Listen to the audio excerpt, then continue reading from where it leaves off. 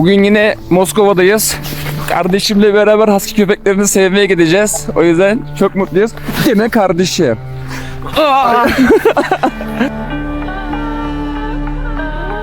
Ya çok sıcak yerleri tifan. Kardeşimin gözleriyle kaşları mahvoldu. Kurtlara bayılırız. Au! Dağda geyik avlamaya karar verdi. Dur oğlum bana bak, bunun şakası olmaz ha. Dava ederim bak, sen haberin olsun. Ağrı çok sivri ha, şuna baksana. Evet, müzedeki şeylere benziyor, mızraklara benziyor. Deneyeyim mi senin üzerinde? Yok.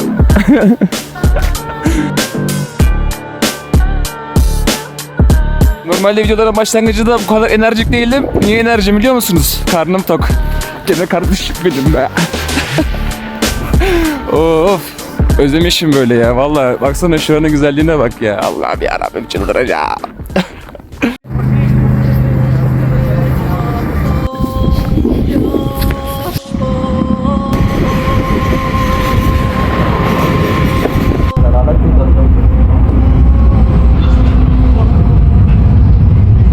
Burada Moskova'da bir alanları varmış husky köpeklerinin. Onları sevmeye geldik şimdi. Kızak falan da yapıyordu normalde de. Bugün yapılmıyormuş. Biz dedik yalandan bir gezelim içeriği. Kurtları severiz. Allah'tan bekleme yerinde şöyle bir ateş var. Kankam yine üşüyor ama. Yok ya, iyi. İyi misin? Usually children guessing, but you can guess name of this animal, bird. At least in English, if you know, you can guess in Russian. Şimdi tur eşliğinde ilerliyoruz yavaş yavaş. Here are pita, and they work with sleeping. If they are not sleepy, Şimdi burada bilgi veriyorlar işte bize. Şöyle yapın, böyle yapın diye. Etrafta şu şekilde. Burada da kızak yapılıyor. Burada da kızakları gösteriyorlar. remember to understand, we have the same red jackets. Second, fluffy. Şimdi içeriye girdik işte tek tek. Burada işte köpeği mesela şunu sev, buyunu sevme. Kafasının arkasından atıyorum sev. Eldivenine dikkat et, eldivenini alabilir gibisinden bir şeyler söylediler. Şimdi köpekleri seveceğiz. Bunun adı Tuman'mış. Tuman, ne haber? Tipe bak. Abi çok tatlılar ya. Burada böyle herkes işte köpek seviyor böyle. Böyle çok iyi ya. Gel biraz da diğerlerini sevelim kanka. Şu da güzel bak. Hello. Nasılsın? Bu şekilde gelip hayvanları sevebiliyorsunuz. Burada kızak falan da yapılıyor ama şu an pist hazır olmadığından dolayı biz kızağa katılamadık. Böyle sevmeye geldik. Bunlar hakkında bilgi edindik. Ben köpekleri, kurtları çok seviyorum ya. Kankam da seviyor. Baksana yavar kurtlara benziyor zaten. Uğurla bakayım kanka. Çok iyi ya. Burada böyle 25 tane köpek var değil mi? Aynen. Burada 25 tane köpek var öyle, hepsi güzel ya, çok tatlılar. Tüyleri bak kanka onun, hadi çok yumuşak. Bu buranın en temel köpeğiymiş. Çok. Oğlum diyor güzel seviyor ya. Burada da biri yatıyor. Bu da tembel baya. Kenu. Oğlum nasıl uyuyor, şuna bak. Abi çok tatlılar ya. Ben köpekleri çok seviyorum ya. Baksana nasıl uyuyor kanka, gel. Şunun uyuşuna bak, gözünü seveyim.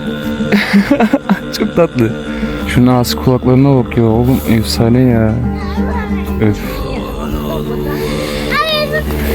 Bay kendine iyi bak. Şimdi alandan çıkacağız. Köpeklere son kez güle güle deyin dediler. Biz de güle güle diyoruz.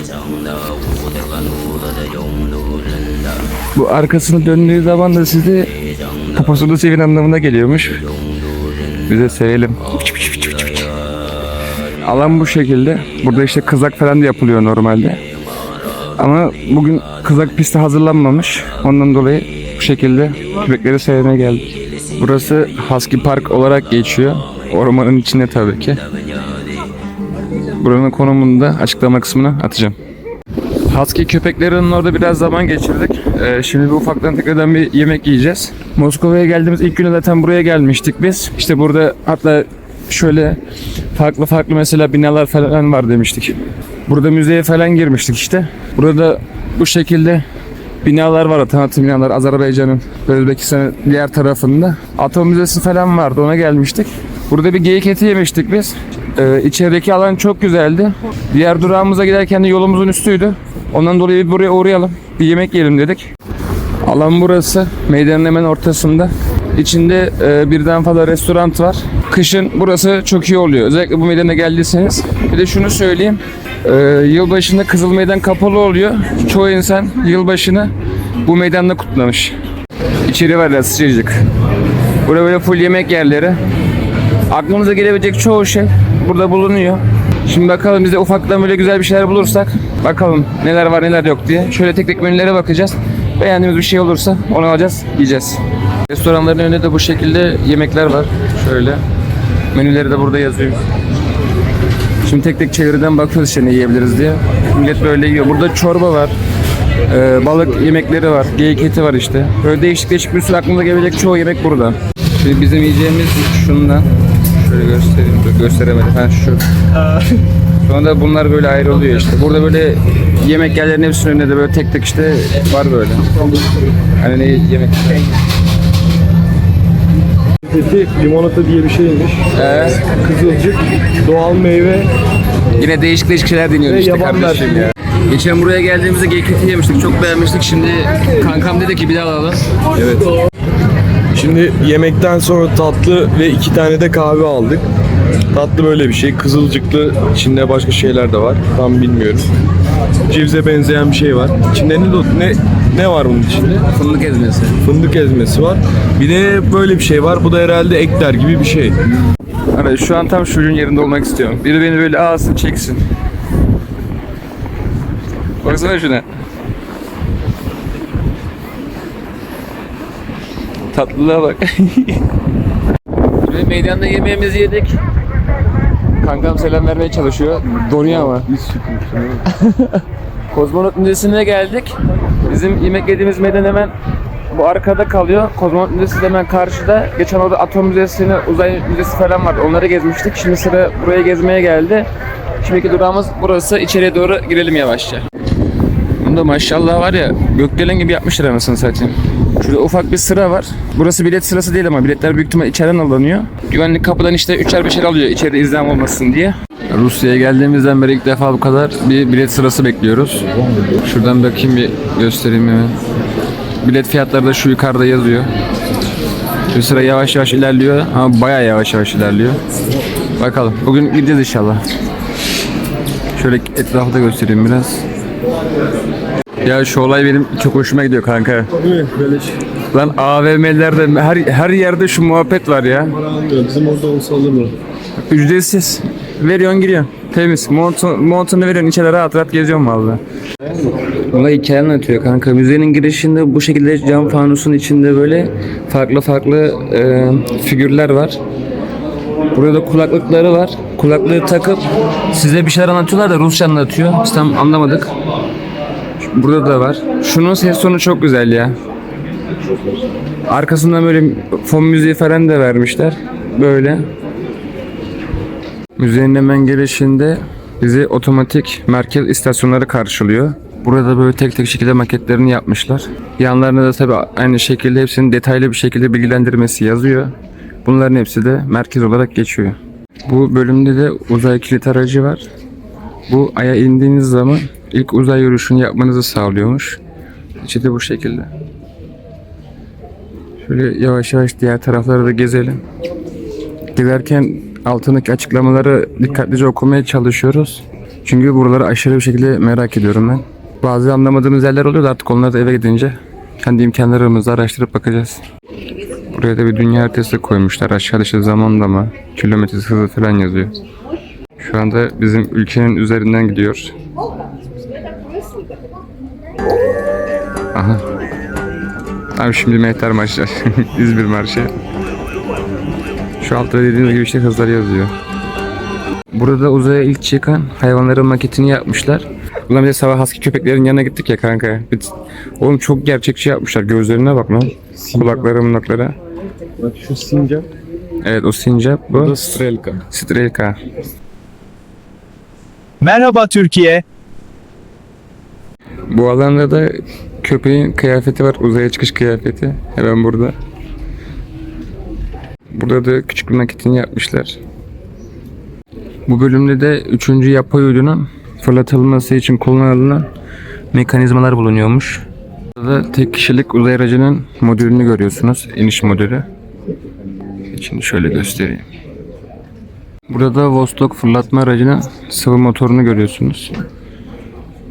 Şöyle yakından göstereyim. Hemen burada da bir bölüm var. Astronot nasıl olunur adlı bir şey yapıyorlarmış. Gösteri yapıyorlarmış.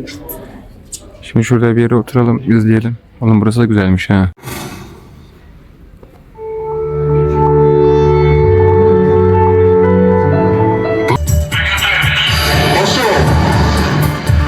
Каждый прыжок – это специальный тест.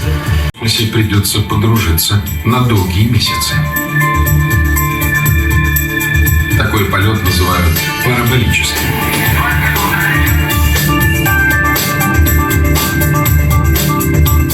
Astronotların çıkmadan önce eğitimlerini videoda gösteriyor video olarak. Ondan sonra indikten sonra alışım süreçlerini gösteriyor. İşte oradaki hareketleri, yemek yemeleri falan, Egzersizleri saçını falan da kesmeleri, aynen egzersizleri falan her şey onun videosunu yapmışlar. Böyle bölüm bölüm yapmışlar burayı da. Müzelerin zaten çoğu burada bölüm bölüm. Şimdi bu bölüme geldik. Biraz buralara bakalım. Neler var neler yok. Hemen şu köşede bir dayımız var. Hemen oraya doğru bir gidelim bakalım. Bu roket modeliymiş. Ünlü bir adam var. Tam ismini çeviremedim de. Onun söylediklerine göre roketin içini bu şekilde maket haline getirmişler. Gezegenler arası bir iletişim olduğunu savunuyormuş. Onun da böyle bir çalışma alanı tarzında bir yer yapmışlar. Onu da bu şekilde burada iş atıyorlar. Şimdi bir diğer alana doğru geçiyoruz. Hemen burada da deneysel tasarım bürosu var. İçini şöyle göstereyim. Buraya da bir yalandan maket koymuşlar. Şöyle ufaktan. Yörüngeden çıkan uzay aracının sağlıklı bir şekilde aşağı inmesini sağlıyormuş. Bu da enerji taşıyan bir roket, yanlış hatırlamıyorsam. Zaten şurada da hemen bayrağı şu şekilde görebilirsiniz. Şurada da hemen bir kalkış pisti var. Maketini yapmışlar. Çevrede Soyuz taşıma uzay aracı diye yazıyor. Bir içine bakalım bir. Nasılmış görelim.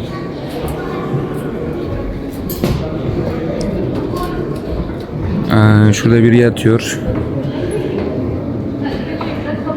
Şurada kullanım yeri mi? Tam anlayamadım ki, elinde de bir şeyler var ama. Burada da yerleştirme modülü bulunuyor.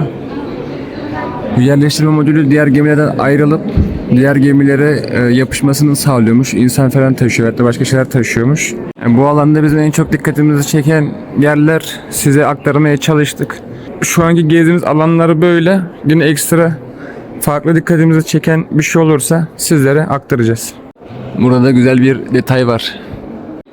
Burada da fırlatma aracı Kozmos 3 bulunuyor. Genel olarak güzel bir müze yapmışlar. Bayağı da uğraşılmış belli. Maketleri falan çok gerçekçi, çok iyi. Bakın. Güzel yani. Şöyle ufaktan bir çıtırından gezelim. Burada da istasyon iniş aracı bulunmakta. Şöyle kenarlarında 4 tane yere çakılması için şu şekilde yere çakılması için aparat yapmışlar. Bunlar da göktaşıymış. Uzaydan düştüğüne inanılıyormuş. Şu şekilde dokunabiliyorsunuz. Normal bildiğin bizim köydeki kaya kardeşim bu. O kayaların da işte nerede düştüğü falan yazıyor açıklamalarında. Hani nerede bulunduğu. Ve hatta atıyorum incelemeler sonucunda atıyorum hangi uzaydan, işte hangi gezegenden buraya geldiği falan yazıyor. Bu alanda da uzaya giden insanların yanlarında götürdüğü yiyecekler gözüküyor. Şu şekilde dolapları varmış. İçinde işte meyve sebze falan var. Resimde şu şekilde. Şurada mesela jeller falan var. Konserveler var. Bu şekilde kutusu varmış. Şurada tam fotoğraflarda gözüküyor. Böyle paket paket. Yemekleri de bu şekilde götürüyorlarmış yanlarında. Kozmonot Müzesi'ni de bitirdik. Kankamla bir gezdik içeriye. Çok büyük değildi, biraz küçüktü. Ya bizim kendi şahsi görüşümüz, meydanda bir tane daha uzayla ilgili de müze var. Orası 700 ruble, buranın girişi 500 ruble. Arada 200 ruble fark var. Eğer çok zamanınız varsa ikisini deneyin ama eğer bir tanesini denemek isterseniz bizim kendi nacizane fikrimiz meydandaki. İkisi uzayla alakalı ama bu kozmonotlarla alakalı bir müze. Evet. O yüzden kıyafetleri falan var ama o meydandakinde hem uzay araçları var, büyük Teknolojiden şeyler falan da yapmışlar. bahsediyorlar. Aynen. Orası güzel daha iyi. yani. Böyle kocaman bir küre koymuşlar, dünya küresi. Dünya yani. Maketi parlıyor güzel yani. Evet. Yani bize kalırsa oraya gidin ilk başta. Sonra zamanınız kalırsa yine gezmek isterseniz buraya gelirsiniz. Zaten videolardan göreceksiniz Evet. istediğiniz İlk gün Moskova'da oraya gezmiştik biz. Şimdi buraya gezdik. İşte sabah da hasta köpeklerini falan yaptık. Böyle gün gün ayırıyoruz. Artık hani günlerin içine de şey yapmıyoruz artık. Hani planı böyle yavaş yavaş azaltmaya başladık ki hava soğuk. Bir yere geziyoruz, bir yere hemen yemek yemeye gidiyoruz, ısınmaya falan çalışıyoruz. O kadar soğuk. Evet. Bugün kaç? Eksi 13'ü mü gösteriyordu Yok, telefonda? hissedilen -15. Ha, eksi 15. Hissedilen. Düşünün yani. Çok soğuk burası. Bugünkü videomuz da bu kadardı. İşte bir yerde yemek yedik. Hasta köpeklerini sevdik. Buraya geldik. Şimdi de saatimiz kaç? Saat şu anda 7'ye geliyor. İşte bir kahve mavi içeceğiz. Akşam bir yürüyüş falan. Yalandan yine bir kahve mavi.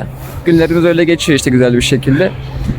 Başka da söyleyecek bir şey yok. Genel olarak Moskova çok güzel. Ulaşımı da kolay. Her şey kolay. Gelin, görün, gezin yani. Kendinize iyi bakın. İzleyen herkese teşekkürler. Kendinize cici bakın. Popüler davranın. Allah'a emanet olun. Görüşürüz.